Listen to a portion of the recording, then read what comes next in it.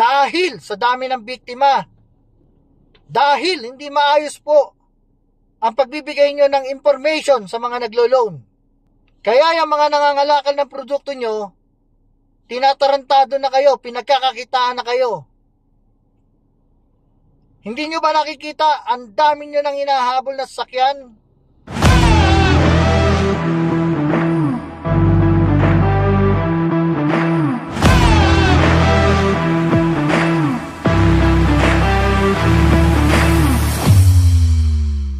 Mga karepo, very interesting ngayon ang pag-uusapan natin. Siyempre, regarding pa rin to sa pasalo at dyan sa approval for sale. So, yung mga bago pa lamang sa aking channel, sa aking Facebook fan page, nagre-request po ako to like and subscribe my channel para lagi kayong magiging updated dito sa aking mga vlog. So, ang interesting natin dito na pag-uusapan, uugatin na muna natin ngayon yung problema. Regarding dyan sa assume balance at pasalo. Ito guys, no, gusto kong makita nyo ito, no? Bakit nga ba nagkakaroon ng problema dyan? Aware ba talaga yung mga kababayan natin yung mga ganyang assume balance? Yung approval for sale? Alam niyo yung mga nakakausap ko na biktima? Ang sinasabi hindi nila alam na hindi pala yan legal. Nila nararamdaman na nabibiktima na pala sila, lalo na yung sa approval for sale. Basta ang gagawin lang sa kanila, gagawin silang artista, pupunta dun sa isa sa kasa, umupo lang kayo at maglalabas tayo ng sasakyan. Hindi nila alam yun. Ang alam lang nila, gagamitin pangalan nila tapos babayaran sila. So ano naman yung prevention na kailangan gawin nitong mga nagpapautang na to, nitong kasa na to? So yun yung uugatin natin. Baka mamaya sa kanila pa lang dapat magawa na nila ng paraan o prevention para hindi na matuloy yung approval for sale na yan, yung assume balance na yan. So mga karepo, gusto kong makita ninyo, pag nag-loan kayo ng sasakyan, either yan pipirma kayo ng promissory note and chattel mortgage or contract of leasing. Pag tinignan nyo aliliit na mga sulat, kung hindi ka man tatama rin magbasa, hindi mo makita, hindi mo ngayon maunawaan. At ang isa sa pinakamalupit pa dyan, yung pipirmahan mo sa dulon-dulon may check na pangalan mo, pirma ka na lang. So yung kontrata hindi mo alam. Kaya yung iba, ang sabi, sir, hindi namin alam na bawal pala yan. Nasa kontrata po yan. Bawal ipasalo yan. Bawal pong isanla yan. O bawal ibenta yan na katulad nga niyang assume balance na yan. Without written consent ng bangko. Pero walang bangko po na pumapayag sa ganyan. So ayun, no? So nakikita natin, kaya pala nangyayari yan, kasi nalalack of knowledge yung ating mga borrower. Ganon din yung mga yung mga nabibigyan ng approval for sale. Pipirma sila ron, hindi nila alam kung ano yung pinipirmahan nila. Lack of knowledge sila. Nang dahil dito, ako nananawagan ako sa mga bangko, sa mga financing. Nananawagan po ako sa inyo. Yang produkto nyo na auto loan o motorcycle loan, kinakalakal na po sa social media.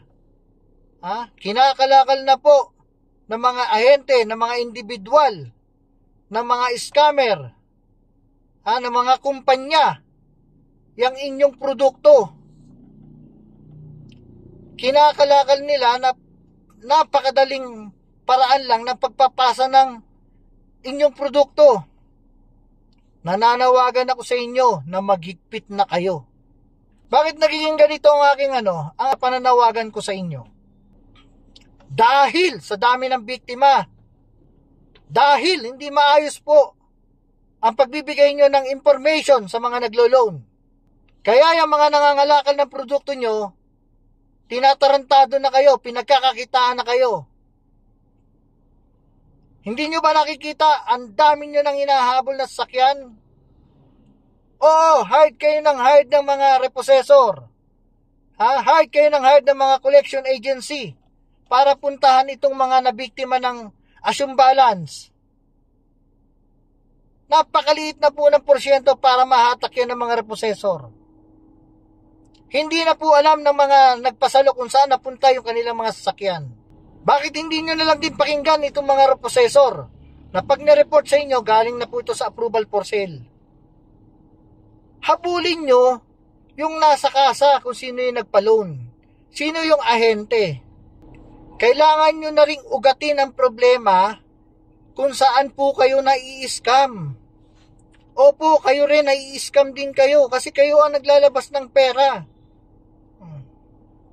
Tapos mag-hire pa kayo ng mga repossessor, ng mga collection agency, o yung empleyado nyo na repossessor, ang dami nyong nagagastos ng dahil sa scam ng assume balance, at lalo na yung approval for sale. Ito po, apunta tayo doon sa approval for sale. Yung mga ginagawang artista. Kasi malamang dito, hindi natin maikakaila ito. Sa buwatan ito. Lalo na yung sa CI. Si CI mo, wala nang parkingan eh. Isi-CI mo, 4 na magkakapatid. Yung isang naglon, tricycle driver eh. Bakit nakapasa? Diba? Yung approving officer ng bangko, ano ginagawa niyan? Yung ahente na nasa loob ng kasa, anong ginawang manipulasyon niyan? Yan po ang silipin ninyo. Para maiwasan natin yung mga nabibiktima. Biktima din kayo eh. Lumalaki nga gastos nyo eh, dahil kakahanap ng sasakyan eh. Kahit anong punta nyo dyan sa mga nabiktima na yan, hindi lulutang ang sasakyan yan dahil sa approval for sale. Ngayon, prevention ang kailangan natin dito. Kung sino yung nagmamanipulan yan dyan sa kasa, kung sino yung nagmamanipulan yan dyan sa inyong bangko, o dyan sa CI ninyo, dapat yan eh, hindi basta-basang fine ang gawin nyo dyan. Kasi marami rin tao na nasira ang buhay dahil dyan. Bukod sa naloko kayo. Sige, ako bilang repossessor, medyo syempre marami na po akong experience. Para to sa mga bangko o financing, no? Tulungan ko po kayo. Magbibigay ako siguro ng prevention para man lang na makatulong dun sa mga kababayan natin na possible na maging biktima ng ganitong sistema. Total, meron naman po kayong meron naman kayong kontrata. Napakaliliit niyan. Hindi na alam ng mga kliyente yan. Sige, dun tayo sa assume balance muna ha. Hindi nakabayad. So, ilang taon niya nabayaran, gusto niya makabawi, bebenta assume balance. Hindi niya kasi alam. Paano yung kontrata niyo, napakaliit.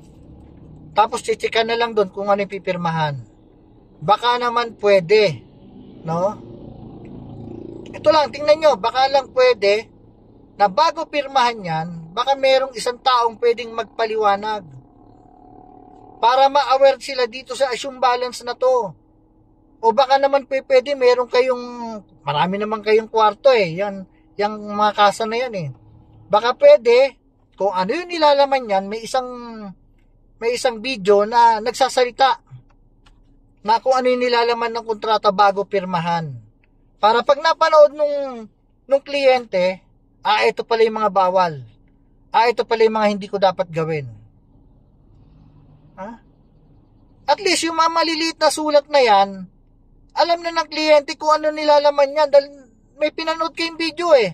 Tamad magbasa yung kliyente, hindi mabasa, ang liit-liit. O di video.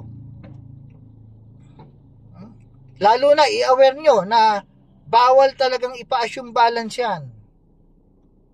O halimbawa dun sa approval for sale, mga inosente, tricycle driver, factory worker, mga driver, ginagamit ang pangalan, ginagawa silang artista, meron kayong ipapanood na video bago pumirma dun sa kontrata na napakaliit-liit.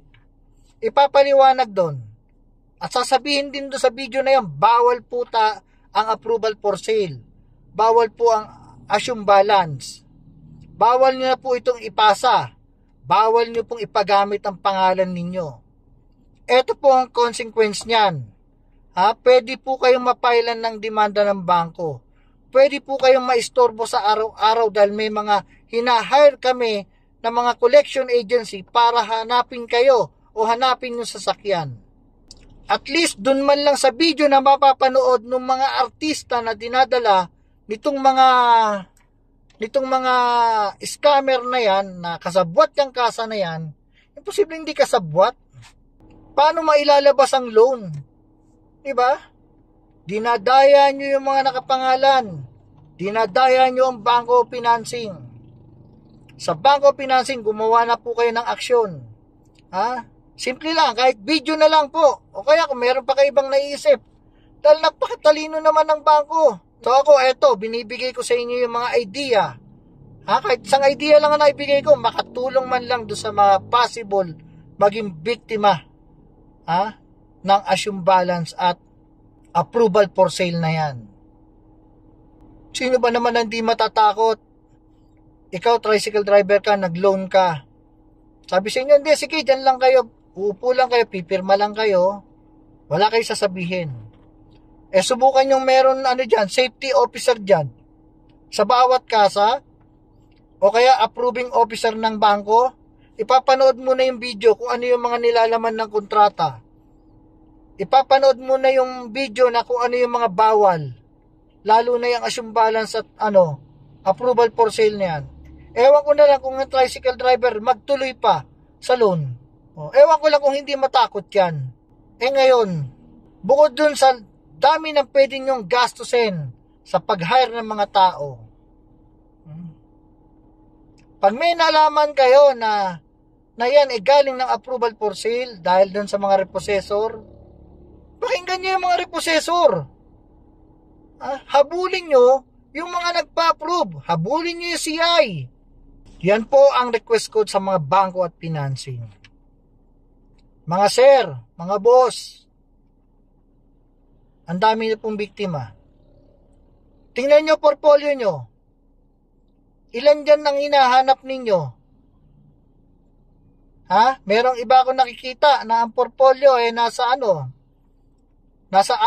o 7,000 ang hinahanap ng sasakyan na naka-endorse na sa mga third-party collection agency. Pera pa yan doon sa mga regular employee ninyo na siguro ang bilang din mga 6,000 hinahanap nila.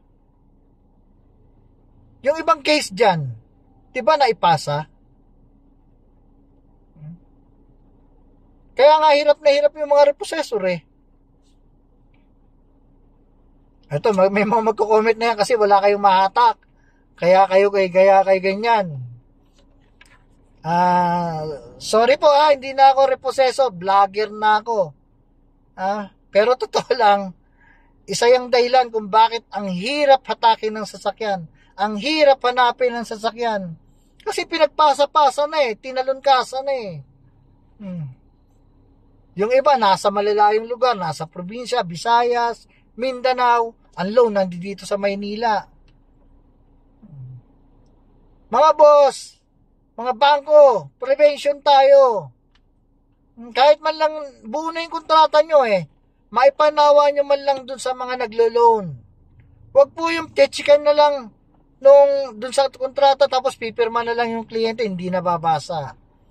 O kaya yung kliyente pala actually may mga lumapit sa akin hindi naman pala sila nakatapos ng pag-aaral pero may business, nakapag-loan. English baka naman pwede meron kayong Tagalog version, diba? Baka naman pwede may video kayo Tagalog version.